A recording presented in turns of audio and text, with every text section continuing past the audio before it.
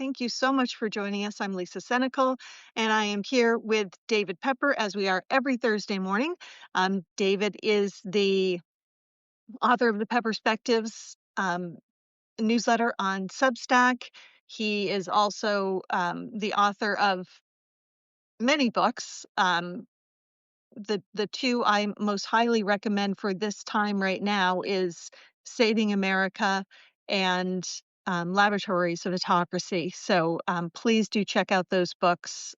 They could not be more relevant to the time we're living in. So good morning, David, and welcome. Thank you. Good to be with you. Thanks everyone for joining us. So we are not suspended, canceled, or any of the other things that have happened to Jimmy Kimmel Yeah. and his show on ABC. So I want to talk some with you about that this morning, both what happened to Kimmel, but also why platforms like this are so important because we are not FCC regulated, Right. and that's a problem for Trump.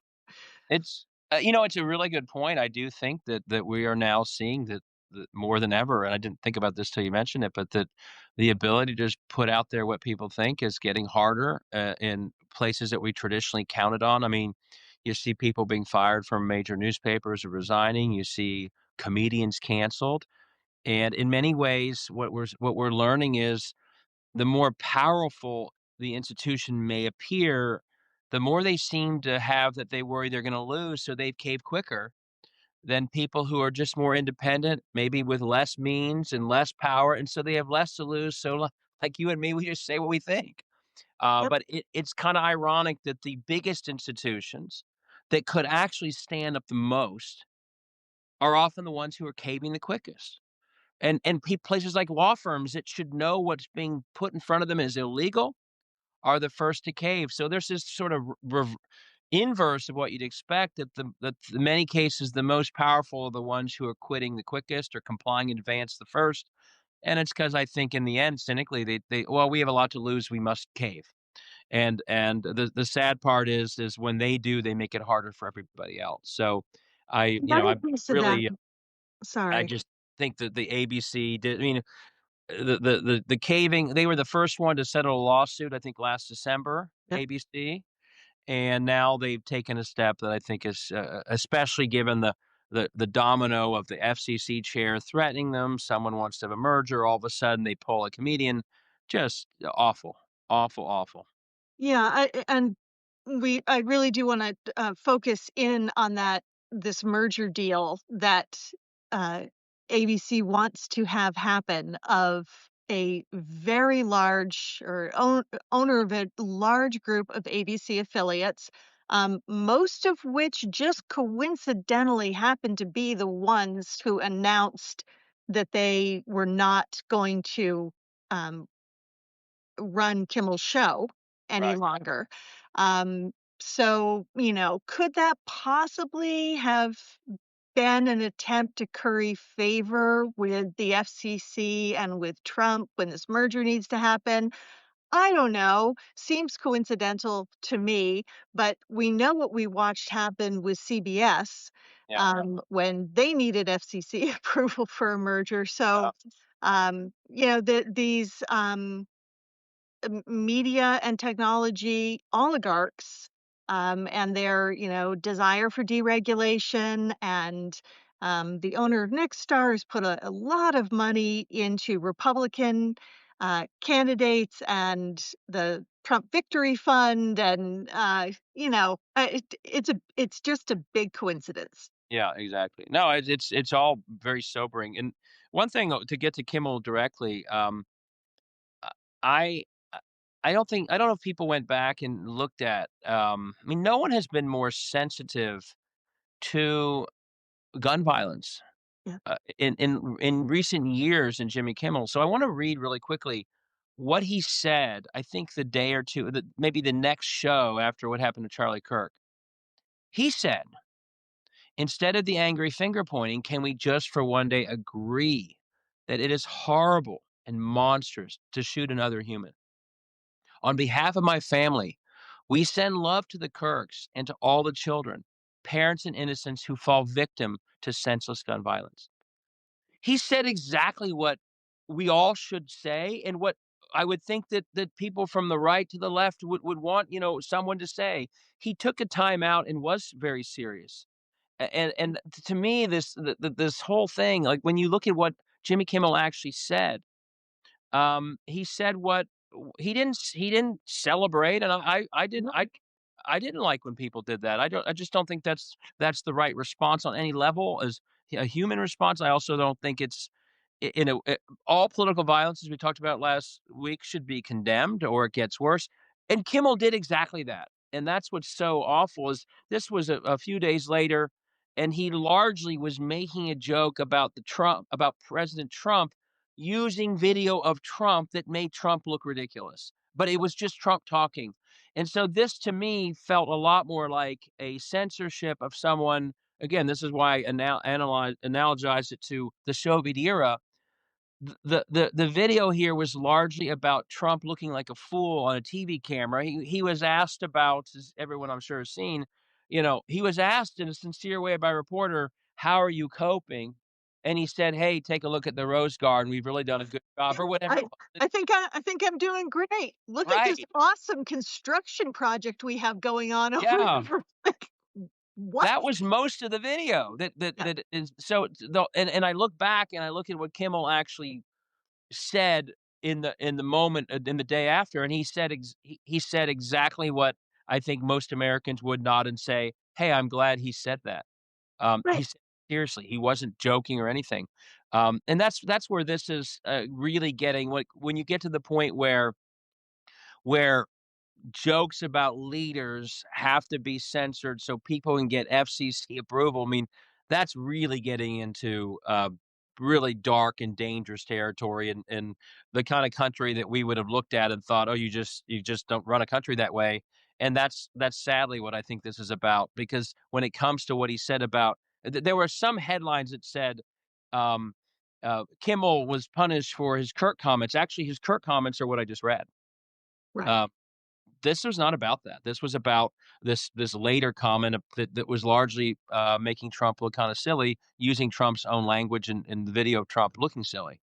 Yeah, and a lot of the media reports that I saw, particularly stuff that was written about, Kimmel's suspension, described his comments, that the ones that got him suspended, which, Right, as you said, were primarily about Trump and MAGA's response right, to the shooting.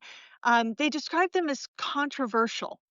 right, And the idea that we can't have controversial comedians right, speaking on their shows, I mean, that the majority of what political satire is, and that's what a right, lot of these late night shows are, both on the left and the right. There are definitely right leaning people who at least attempt to be comedians. I can't say I find them like overwhelmingly hilarious, but it's it is controversial commentary on politics and political figures that's a main focus of what they do, and that's okay in a free society. right, That's a good thing. We should be mocking, but um, the mocking is terrifying to strong men, and we see it throughout history, right? Because yeah, they have to be perceived as strong men, and making fun of them can expose weaknesses that they have, such as the inability to recognize that you should show a little bit of empathy when somebody asks you a question about the person you claim was a close friend of yours who was assassinated the day before. Like, it's embarrassing when people point out afterwards, like, "That was really freaking weird that yeah, you yeah, seem to have no feelings for this person that you want to have a national holiday for." Um, but talk a little bit, you spent time, in the former Soviet Union, and, talk a little bit about your piece today with, the jokes that were being told about Brezhnev, yeah. near the end of his, power. are Yeah. telling, and yeah, it's talk a little bit about it because Well, it was a great yeah, piece. well, but let me also say I used to always sort of, I did debate prep and thinking about politics. There's nothing more devastating to a political figure or someone with a large ego than being laughed at. And I think that's one of the reasons why we see this continual, focus of Trump on comedians. You know, if you believe the story, being laughed at the White House Correspondents' Dinner is why Trump ran for president. Like, and in many ways, I actually think Democrats, when running against other people, would be smarter, not just get yell at the opponent, but if you can say things that make your opponent like laughed at, it actually is a very devastating political tool. And I think one reason why it's such a intense form of censorship is, you know, satire can be, in this case, you know, effective. It also can be revealing, and, and you know from Trump, again, that you can see the glowering face when Obama just made a mockery of him for the Apprentice show. I mean, that really went right to the core, and so it is, so as people are saying, like, it's a bad sign when they're going after comedians, but it also turns out to be one of the more effective ways to, if you're in politics, to actually, point out flaws in your opponent. So the story you mentioned is I worked in Russia in the early '90s, as I talk about occasionally. I didn't think of it as a chance that I would be sort of observing the future of my own country. That was not what I was doing there, I thought. But I continue to be reminded of things I saw in and I was actually really sort of a nosy little American. I would often ask people, like anyone would, because this was the early 1990s, "Hey, what were things like back in the Soviet era?" And I was so curious because it was had started to change, Which and wasn't one of very far back at that time. We're talking yeah, it was like years. the yes. So the people I was talking to, it was their if they were 30, I was asking what were things like when you were 24? Yeah, And I had this very recent, memories of theirs that they would share, and they were very open about it. And one of the things that was so, interesting and entertaining was the number of jokes about Brezhnev. And they were so cutting and snarky and funny. And I shared a bunch of them on my Substack today, they're really and there were funny. so many of them, like, in a way that our culture, like, maybe there's a joke everywhere every once in a while about what, you know, Gerald Ford being clumsy or something, but this was like a level of intensity of jokes that were and sort of a level of sarcasm that was it really cut through. And what was so amazing to think about was the society of the late Soviet Union.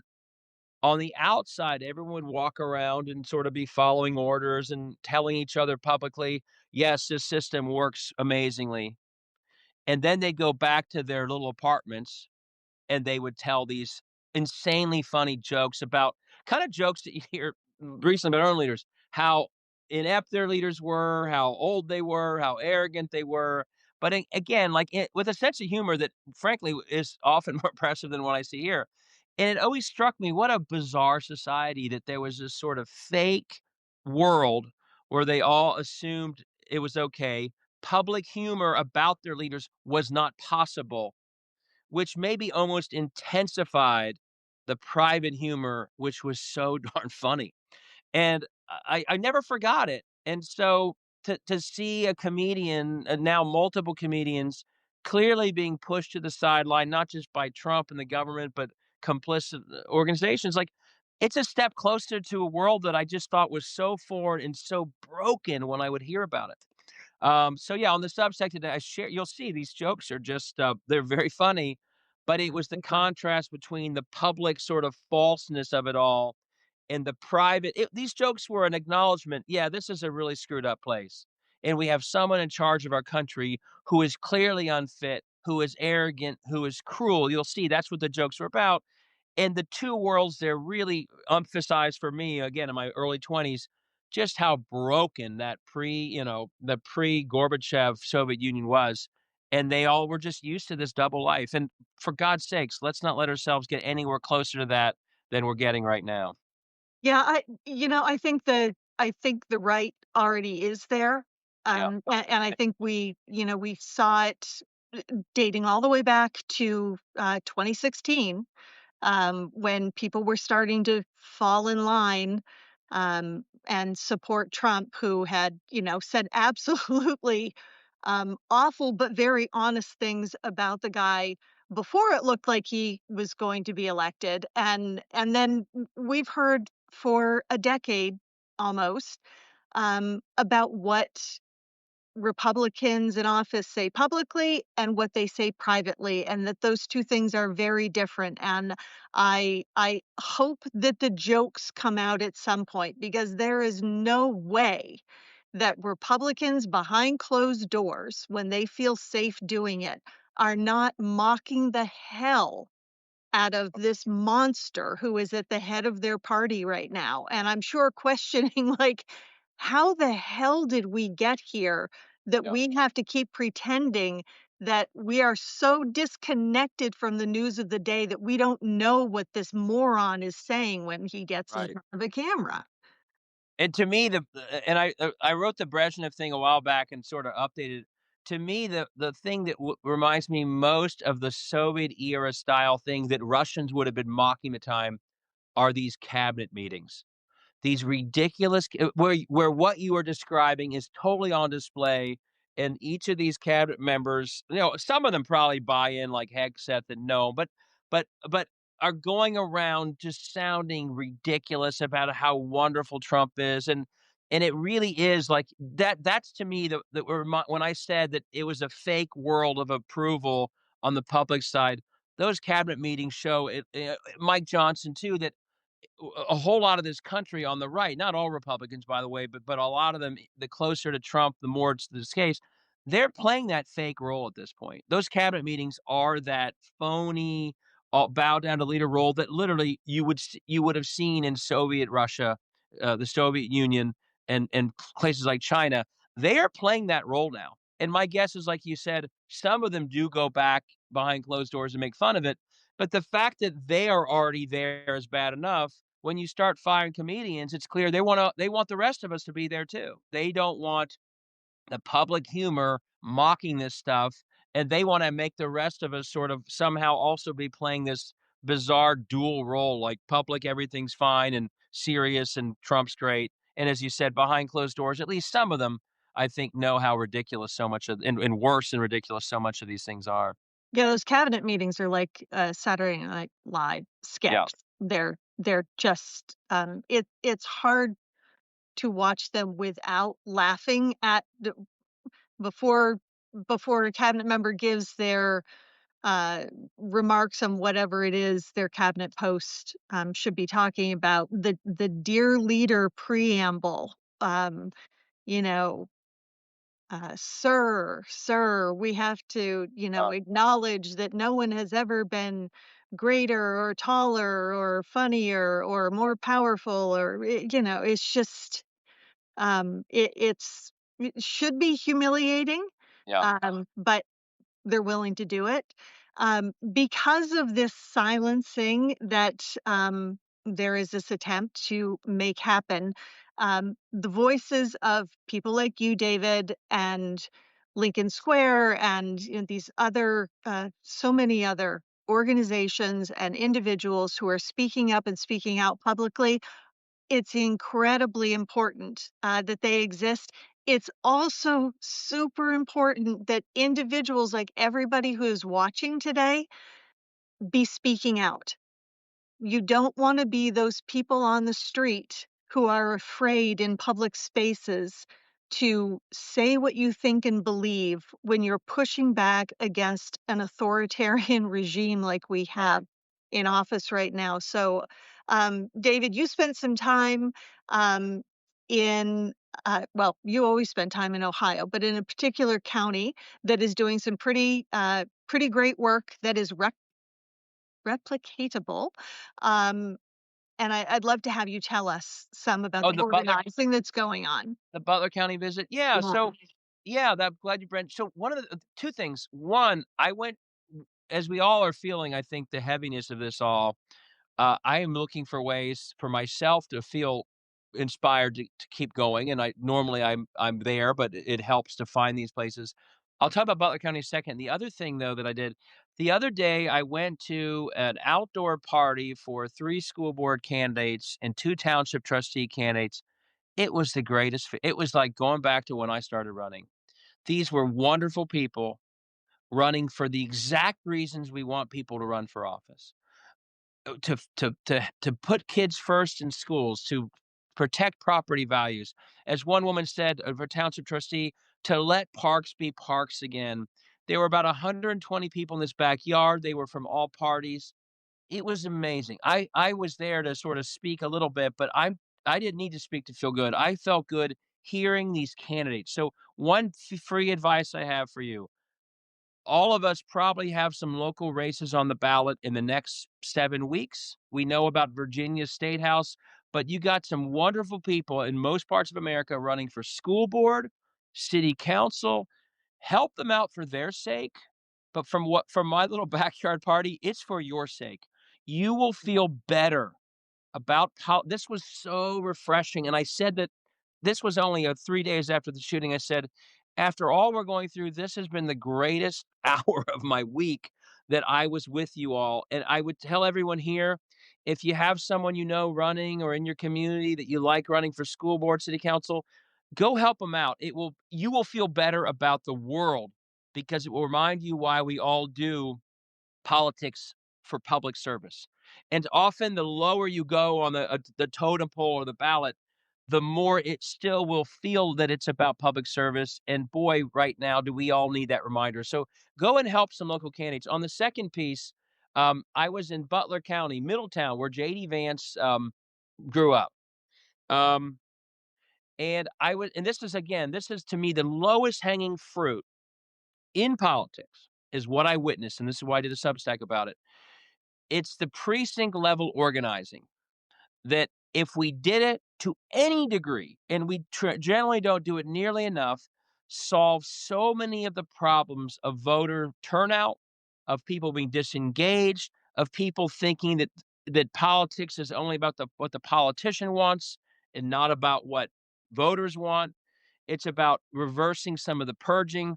And so basically all it is, and this is what Butler County is, it's taking the time early in a cycle and then making sure you're always doing it to have individual people. If they're the official precinct captain that's elected, wonderful. But if there isn't such a person, do it anyway. Be the neighborhood leader. Butler County, the Democratic Party there was recruiting and training people. They'd broken up this part of Middletown into sections that are targeted around the precincts.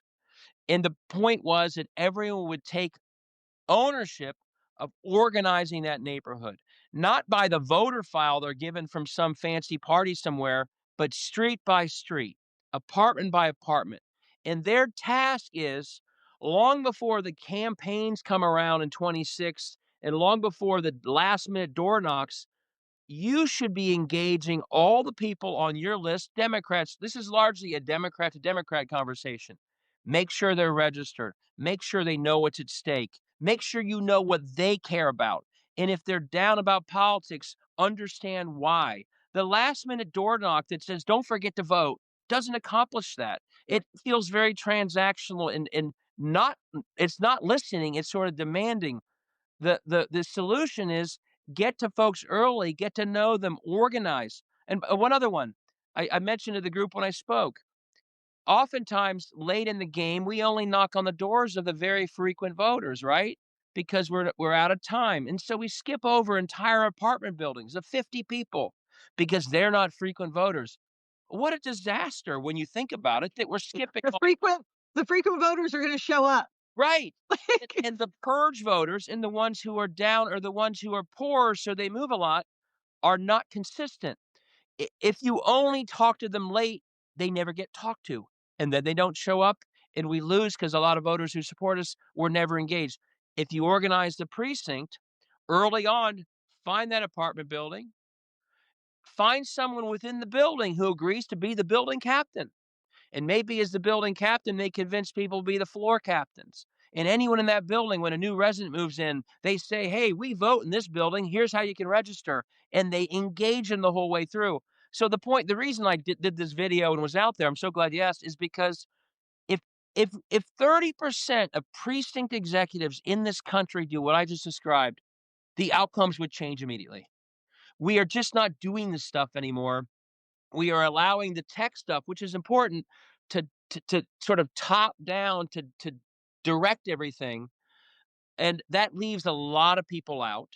That leaves a lot of people who've either been purged or chosen that they don't think it matters anymore to stay out, and the best way to get to them is through the neighborhood up, and what Butler County is doing with neighborhood teams, everyone should be doing. It doesn't cost any money except for the cookies and water and soda you're serving and some lit and other things. Mainly, it is a commitment.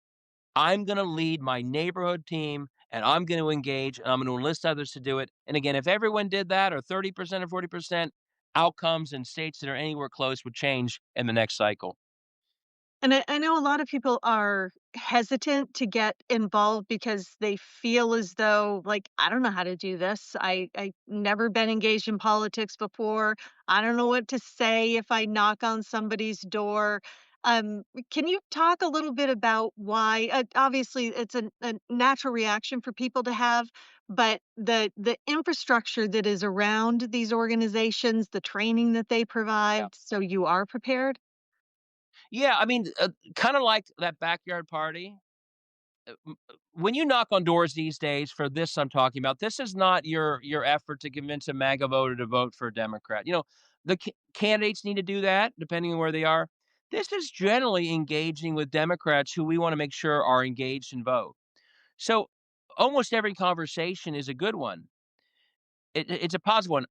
Like that backyard party, when I go door knocking, I feel better about the world afterwards because my conclusion is, hey, most people are really nice and most people are normal and they're not angry like you'd think if all you watch was social media. So I actually find, I mean, when I was a city council member, I would knock on doors in the non election year because I felt better about the world when I did it. And I also felt more in tune. And the other thing I would say about doing it early is I'm not giving a speech at the door, I'm listening. I like when I would door knock as a candidate, but I would say the same thing as a precinct executive, especially if it's someone who, let's say, is a sporadic voter. I'm there to hear who they are, if they'll share it, and to understand their issues or if they just moved to the neighborhood or whatever. So it's much more of a listening conversation. And then later on, invite them to the backyard barbecue to organize. And then later on, maybe the local candidates speak to them. But the initial conversation is not the we need something from you that is the last minute conversation. It's the hey, I'm helping organize this neighborhood. It looks on this list like you're a Democrat. I am too. We'd love you to have you start joining our organization. Tell me more about you. So the conversations again, if someone doesn't want to talk, um, then you move on. At least you'll like this. The few times I ever, because I used to knock on every door. I didn't care what party you were in when I was a candidate. And the few times where someone got mad at me, I'd say, "Well, I'll put you down as undecided," and I walk away. Well, and normally that got them laughing, like you Yeah. just did. But the point is, most of this stuff is actually talking to people who are generally in alignment or frustrated about politics and need someone to kind of walk them back into why democracy can help them. And so there needs to be training. Some are hesitant, but I'm telling you, just like the thing the other day, when I knock on doors, the most frustrating thing is when people aren't home a lot, and that does happen. But the conversations normally are a reminder that most people are good people, nice people, and they generally want things to be better just like we do. And so after a few hours of door knocking, I always feel better about the world. Yeah, there are a lot of ways, for people to get involved, both through these different political actions, but also, go to school board meetings. In my town in the past week, we've had meetings to address speeding concerns on some streets and what people can do to, whether it's putting out signs or whatever, what we can do to try to make sure that our roads and streets are safe. And in Vermont, we're once again trying to figure out how to handle funding public education, and so we're doing things with school districts, and so our town had a meeting about what that could mean for our community.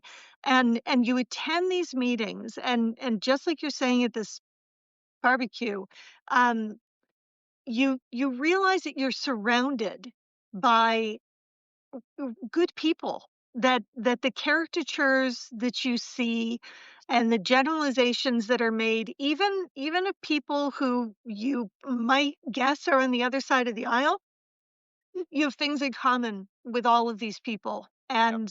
And it does restore your faith in humanity and community. And the more that people see you out there when you do knock on their door, they already have some relationship with you, and know that you're someone open to having a conversation. And man, people want to be listened to. That one of the chief complaints that we hear over and over again is that we never hear from the party until there's an election, Yeah. and we're just getting talked at, and nobody is listening to what our concerns are. So that's so important, David, that you listen when you knock on those doors. Yeah. And ideally, that last minute door knock to get the vote out is really important, obviously. If it's the only door knock, then it's not very good. You're not gonna impress people that you really care about them. Ideally, when that campaign volunteer late in the when you're sending them out everywhere, when they knock on the door, the best response if that precinct person's done their job is, "Oh, I know all about this election. My precinct person I appreciate you being here, but you can go to the next door now because we've been talking about this election all year. This is sort of we've had 8 conversations about why we must vote for Amy Acton or Sherrod Brown. We're all in." That it's the last of many conversations. That's the ideal, and it's not the first late, desperate, which again, if someone's all in, they're gonna vote either way, but if they're kind of on the fence, it's sort of a reminder like, "God, they don't care about me because we've never even met before, and I don't even know who this person is." If it's the neighbor and you've had a real conversation, it's a very different mind frame, late in the campaign. So everyone, there are some potential actions that you can take. I hope you find ways to reach out in your community, whether it's the party names, what a precinct captain is called in Ohio. They have different names, but they exist everywhere. You will have state and local party organizations. So find out what yours is. Reach out to them. Um, Go to just an informational meeting. You're not going to have any commitment to do anything. If nothing else, you're going to be surrounded by a lot of people who care about things that you care about, and are trying to make a difference, and you can go home with that feeling like, wow, I'm not on an island. There are a lot of people out here who care about the issues that I do. And please do, if you're able, support these independent media organizations and people like David and his Perspectives newsletter. It is so important. We're seeing more and more that corporate media is not, first of all, they do not have the platform that they used to. The viewer share is really quite small, and the voices that people are listening to now are voices um, coming like ours, like this conversation that we're having today, from trusted sources of information. So please do make sure to support those voices that are important to you. And David, thank you for being one of those voices. We appreciate you so much. And we will see you again next Thursday morning. Thanks, everybody. Thanks, Lisa. Good. Take Thanks care. all. Bye bye.